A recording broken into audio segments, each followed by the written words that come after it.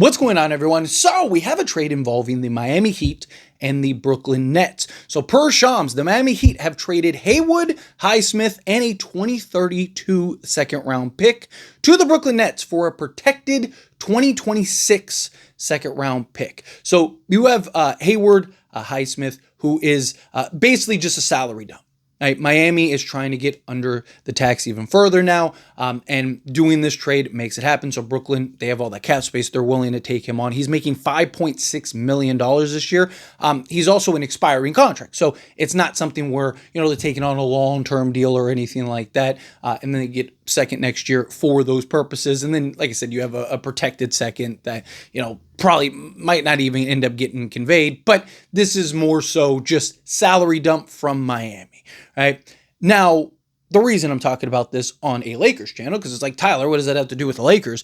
Haywood Highsmith is somebody that myself and many of you have mentioned about the Lakers potentially looking to go and acquire. Obviously, the Lakers were linked to an Andrew Wiggins. I wonder if this completely takes Andrew Wiggins off the table. We'll see. Time will tell. I think that really boils down to how good or bad is Miami, right? If Miami's not very good, I could see them being like, all right, let's get off of Andrew Wiggins and making that move. But now that you have Haywood Highsmith with the the Brooklyn Nets, I think that it's something that maybe be easier to make that type of trade and move. We know that Brooklyn and the Lakers, they have a relationship, right? Sean Marks and Rob Pelinka, they have a good relationship. So maybe you could pull something off to where you can make that type of trade. I mean, in a perfect world, could you do, if the Nets are open to a salary dump trade, could you maybe do something where, you're sending Gabe Vincent, getting back Haywood Highsmith, and then clearing $5 million off your books? Right? They were just willing to do that. Would they take on an extra $5 million? What would you have to give up? I would get, if we could do Gabe Vincent, right, to them for, and say a second round pick, our 2032 second round pick, I wouldn't even hate giving up a pick swap. I'm not giving up a first or anything like that. If you could pull something like that, maybe even a more expanded trade, right, to where you're including Dalton Connect, right? Maybe you get another piece from Brooklyn. But point is, if you could do a salary dump trade and bring in a Haywood Highsmith, I would love that. Or, even just a normal trade. The problem is you can't, even if you wanted to, say, swap Dalton Connect for Highsmith, you wouldn't be able to do that because Highsmith is making about $1.6 million more than Dalton Connect. So even if you just wanted to do that kind of trade and swap, but Highsmith is somebody that I would love to see the Lakers maybe look to go and acquire. Now for those, because there might be some, I can already see the comments in my head of people that see, why couldn't the Lakers get Highsmith? You could have traded with Miami for him. Again, Lakers don't have the salary cap space to just absorb a Highsmith, right? But this is probably also better because Miami's probably not as inclined to help the Lakers as a Brooklyn Nets team is. Brooklyn doesn't care, and they've helped the Lakers in the past, right? And again, you usually trade with the teams that you're comfortable with, you're familiar with. Talk about Highsmith. He's 28 years old. He'll be 29 in December, so he's still on the right side of 30. He's a guy that, 6'5" with a 7-foot wingspan. So he's got the size, the length, the versatility to defend multiple positions, kind of give you that 1 through 3 defensive piece, give you some, that 3-and-D style shooter and scorer, and even a guy that can make the occasional plays and stuff. Right? You look at last year, he averaged 6.5 points, 3.5 rebounds, and 1.5 assists.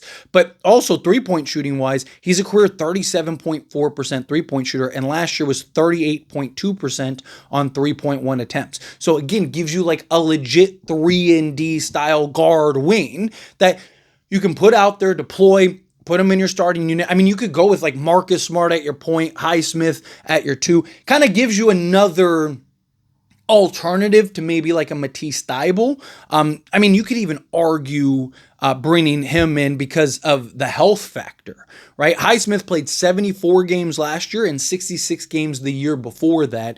I mean, you could keep going on, played 54 games the year before that, right? 19 games in 2021, 2022, but that's because he was just coming into the league and stuff. He was playing in other pro leagues before that. His rookie season was 2018, 2019 with Philadelphia, then was out of the league, playing in other pro leagues for a couple years, then went to Miami, and he's kind of evolved in Miami.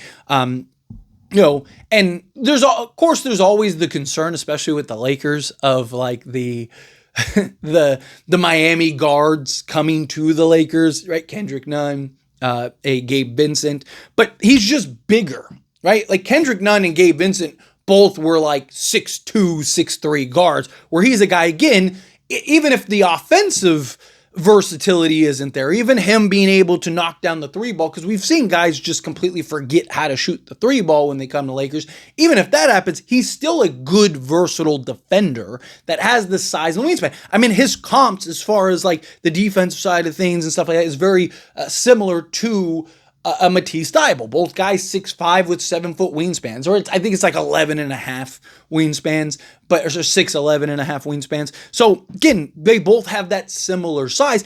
And I mean, even if you pulled this trade off, right, you could still go trade for Matisse Thybulle and Robert Williams, and might even give you more leverage in order to do so. Right? Because it's like, hey, we just got somebody that can play the Matisse Thybulle role for us, but we'd still love to have him because we can't. I mean, look at OKC. They're a bunch of 6'3". Imagine having 3 to 4, 6, 5 to 6, 7 versatile kind of guard wings that all have like 7-foot wingspans and stuff, right? Imagine, like, I would still go get Matisse Thybulle if you can. Imagine having Marcus Smart, Matisse Thybulle, and Highsmith out there, all being able to switch 1 through 3 and defend 1 through 3. And you can throw Jared Vanderbilt out there and all that stuff. And if all 3 guys can knock down the 3 ball with consistency, like, watch out. Lakers could all of a sudden be one of those teams. Highsmith is one of those pieces. I'm not looking for him to come in and be necessarily a starter or anything like that, a guy that you play 40 minutes a night, but he's a guy that I do think could be a real rotation piece, a guy that could come in, knock down the 3 ball, give you a 3-and-D wing, guard wing, that really can help kind of, again, elevate the Lakers. It's all of the, like I've talked about, all the combinations. You can have Luka, who's, ready to go and healthier and motivated and all that stuff. And then you add in Marcus Smart, DeAndre Ayton, Jake LaRavia, and then you add in, now that you're chemistry, coaching, this, and then you add in Highsmith, right? That could be the piece that now, because again, don't underestimate the value of 1 to 2 quality guys.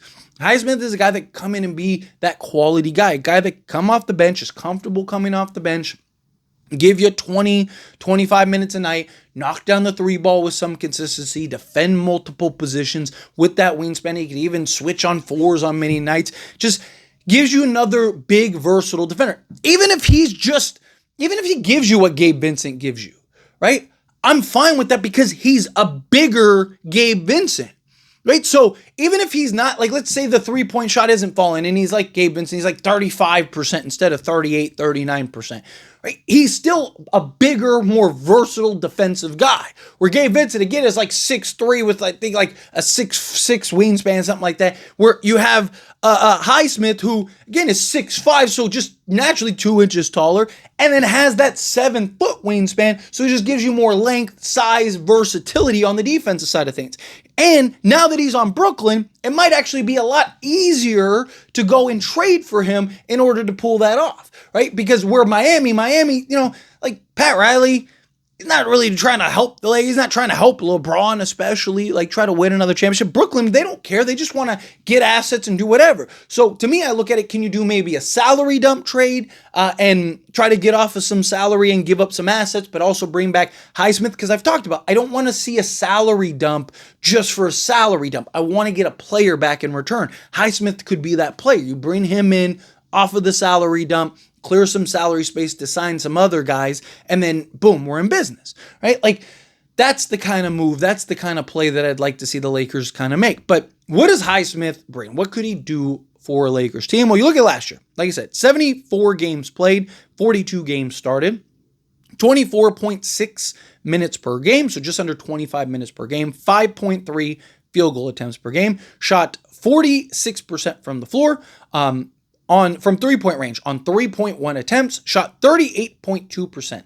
The previous year on 3 attempts, shot just under 40%, 39.6%. So last 2 years, he has shot 38% or better from 3-point range. That's a great sign. Like I mentioned, for his career, he's a 37.4% 3-point shooter on 2.6 attempts. So just under 3 attempts. So again, a guy off the bench that can knock down a couple threes a game. Perfect. That's all you need. 2-point range, 2.1 attempts, shot 57% from the field last year. EFG of 57.2%. Free throw shooting on not a ton of free throws because he's shooting primarily threes, but on 0.6 attempts, shot 72.1% from the free throw line. Grabbed 3.4 rebounds, 1.5 assists, a steal, half a block, and 6.5 points per game. If you look at his per 36, which doesn't tell you everything, but kind of gives you an idea. If he was a full-time starter, he would have been 10 points, 5 rebounds, 2.2 assists, 1.5 steals, and a block per game. Again, gives you a guy that gives you some defense, gives you some versatility out there. He's not a young piece to where, Brooklyn is likely going to want to keep him long-term or anything like that. If they can turn him into an asset or a young player like a Dalton Connect or something like that, maybe you can make that happen. Again, maybe you're kind of doing a more expanded trade to where you're landing another piece or two on top of Highsmith and sending out Gabe Vincent and Dalton Connect or doing that salary dump trade. But anyway, as always, this is a discussion. I pass the question on you. Let me know your thoughts and opinions down in the comments. That being said, if you haven't liked this video, hit that like button. Helps me a lot. So we enjoy these types of videos, and I truly appreciate it. Not subscribe channel, hit that subscribe button, turn on the bell notifications. Appreciate y'all. See you in the next one.